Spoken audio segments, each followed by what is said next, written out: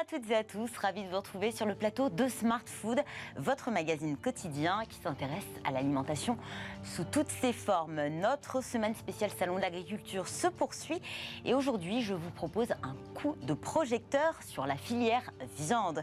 Bonjour Marc Pagès. Bonjour. Vous êtes directeur général d'Interbev. Interbev, c'est l'interprofession qui réunit l'ensemble de la filière bovine et ovine française. Ça va des éleveurs jusqu'à la boucherie artisanale et à la grande distribution.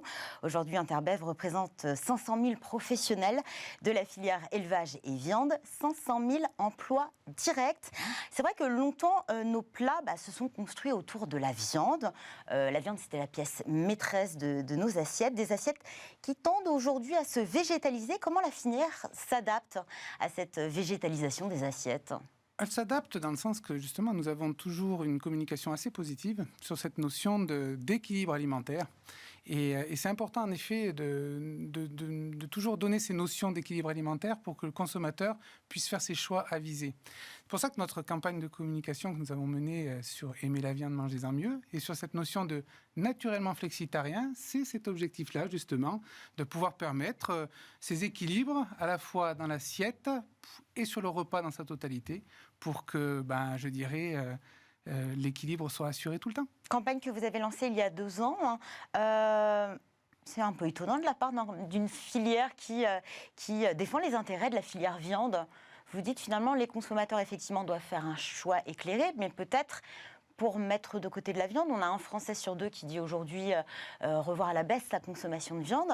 Est-ce que ça fait du mal à la filière des éleveurs et de tous ceux qui travaillent la viande ? Non, il ne faut pas confondre les messages que l'on entend et la réalité de consommation. Sur la réalité de consommation, nous avons une consommation qui est plutôt stable en termes de viande bovine parce que justement, nous poussons sur cet équilibre. Et cet équilibre est nécessaire pour que, à la fois dans ces modalités de consommation, alors certes, il y a des morceaux qui ont changé. Nous sommes passés aussi sur des produits des fois avec le burger qui est arrivé en masse sur notre territoire français.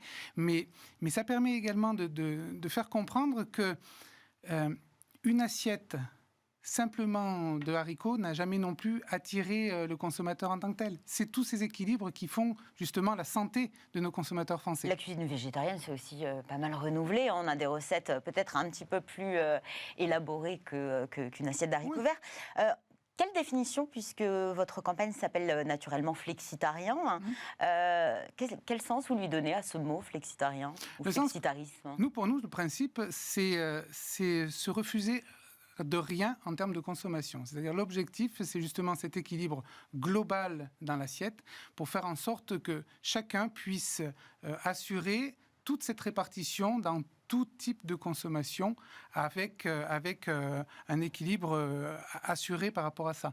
Et donc, c'est pas plutôt être omnivore, cette définition ? Omnivore, oui, c'est justement... Manger tout ? Exactement, c'est à la fois être omnivore, donc ce n'est ni végétarien, ni carnivore. C'est justement cette notion d'omnivore. C'est le flexitarien du 21e siècle. C'est-à-dire c'est une consommation éclairée par rapport à ses choix, éclairée sur, en effet, le manger. C'est pour ça que nous sommes partis, nous, sur le manger mieux, c'est-à-dire, en effet, par rapport à ces actes de choix, quand on achète nos viandes, quand on achète nos légumes, que ça soit justement plus avisé. Et c'est justement cette notion de flexitarien que nous poussons dans ces équilibres. Si on regarde quand même la définition du dictionnaire, flexitarien, celui qui limite sa consommation de viande sans être exclusivement végétarien. Vous dites qualité, oui. Est-ce que c'est manger mieux et manger moins ? Manger moins, je pense qu'il faut toujours avoir en tête qu'au jour d'aujourd'hui, la consommation que nous avons en France, elle est de 320 grammes par semaine. 320 grammes, c'est l'équivalent de 2 steaks. De viande par semaine. Oui, par rapport aux viandes rouges d'Interbev, c'est 320 grammes. Ça fait 2 steaks dans la semaine. Nous sommes bien en dessous des seuils de recommandation qui sont à 500 sur le maximum autorisé, enfin pas autorisé, la recommandation par rapport à l'ANSES de 500 grammes. Donc du coup, le mieux, je dirais que cet objectif, justement, c'est déjà que ces 320 grammes soient bien, justement, des viandes de nos productions françaises, de qualité. Et je dirais que c'est un peu l'objectif de cette filière, c'est de faire voir que dans ces modalités d'achat, dans ces actes d'achat, le consommateur a aussi un acte citoyen à assurer par rapport à ça. Vous avez lancé une autre campagne, une campagne de valorisation des viandes de bœuf et de veau françaises en restauration commerciale. J'ai appris que la restauration hors domicile reste le premier débouché des viandes importées à hauteur de 52%. Comment on explique ce chiffre qui est considérable ? C'est un choix par rapport à, premièrement, souvent une question de prix. Et également, des fois également par rapport à une quantité de certaines pièces de consommation sur des volumes importants. Donc du coup, ce mélange des deux effets, c'est-à-dire que une question prix, qui est le premier acte en tant que tel, et une volonté de n'acheter que certaines pièces, ont fait ces arbitrages-là.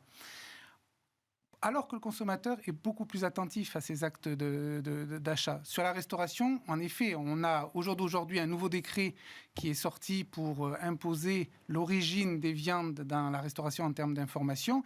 Je pense que c'est une bonne chose. Après, en effet, le consommateur au jour d'aujourd'hui, il a déjà ce réflexe-là quand il est dans ses actes d'achat en grande distribution, en boucherie.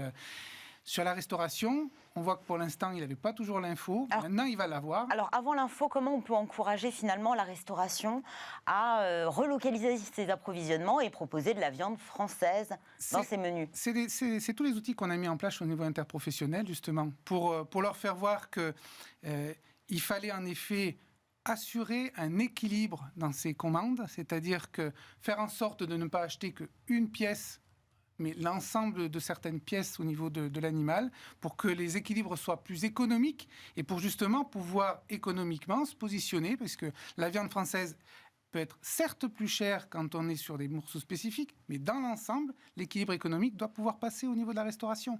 Et c'est tous ces messages que nous faisons passer, c'est ces outils que nous mettons à disposition, et bien sûr également une information et une communication auprès du consommateur quand il fait ces choix de restauration.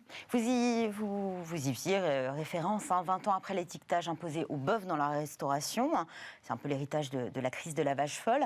La mention obligatoire de l'origine sera étendue aux viandes de volaille, d'ovin, de porc d'ici quelques jours. Ce sera le 1er mars.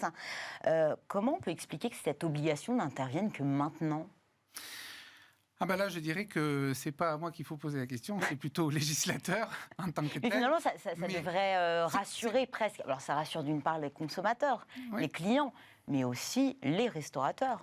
C'est une demande qui a été portée par notre interprofession depuis maintenant plus de 20 ans, en effet. Je pense qu'il y avait toujours une crainte de trop compliqué, pas forcément une volonté pour certains circuits d'être plus clair sur l'approvisionnement de leur viande. Bon, les choses sont passées, l'évolution fait que le législateur et l'ensemble des professionnels ont compris qu'à un moment donné, il fallait au contraire être encore plus transparent vis-à-vis de ces consommateurs. Bon, on y arrive. Mais c'est vrai que ça a mis un certain temps.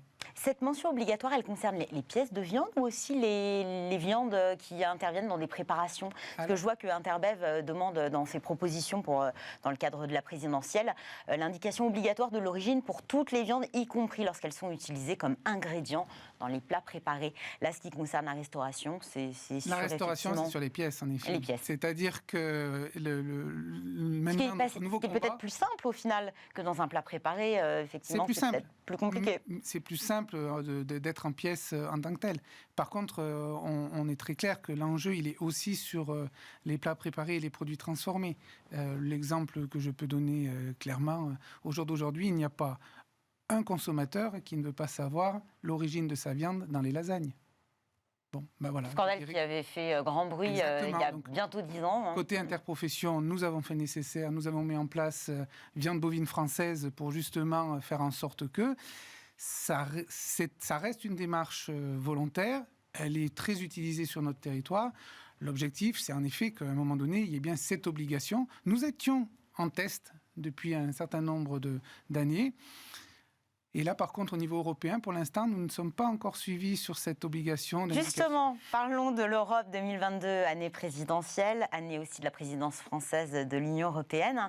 Interbev demande l'application de mesures miroirs, les clauses miroirs au sein de la politique commerciale européenne, afin d'éviter une distorsion de concurrence. Il y aurait donc une interdiction sur certaines importations, j'imagine. Lesquelles ? Alors, on va être très clair. Le principe, c'est même droit, même devoir. Par rapport à ces viandes, je dirais qu'au niveau du territoire européen, nous sommes imposés et mis en place des normes souhaitées par à la fois les consommateurs, à la fois les citoyens européens et mis en place par les professionnels de façon tout à fait souhaitée et pour répondre à ces besoins-là, qu'il s'agisse des normes de production, des normes de bien-être, des normes environnementales. Alimentation animale aussi. Alimentation animale, entre autres, par exemple, ça fait très longtemps, depuis en effet le scandale de l'ESB, que les farines animales sont interdites en consommation sur nos ruminants en Europe.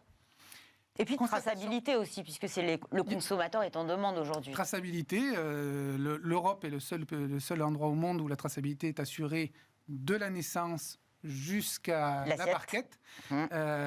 Donc du coup, ça, ce sont des choses très claires.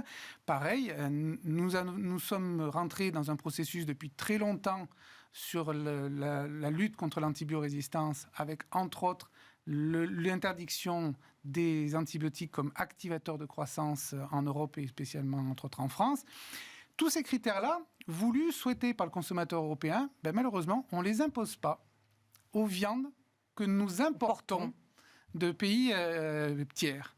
Et c'est là où, à un moment donné, qu'au niveau interprofessionnel, on demande une cohérence. Mais avec une mention obligatoire, on peut choisir de ne pas consommer une viande issue de pays qui n'appliqueraient pas ces normes européennes. À partir du moment où l'origine serait obligatoire. Je rappelle qu'au jour d'aujourd'hui, nous ne sommes que sur une version française des choses. Nous ne sommes pas sur une version européenne. Et sur les ingrédients, nous n'avons rien. Donc, du coup, là, l'objectif, c'est simplement, à un moment donné, de clarifier les choses, de dire, écoutez, il y a des normes en Europe. D'ailleurs, des viandes importées qui peuvent aussi concerner des plats préparés, donc avec encore moins d'informations. Oui, c'est pour ça. Nous sommes au jour d'aujourd'hui sur des règles où nous estimons que il n'y a pas de souci.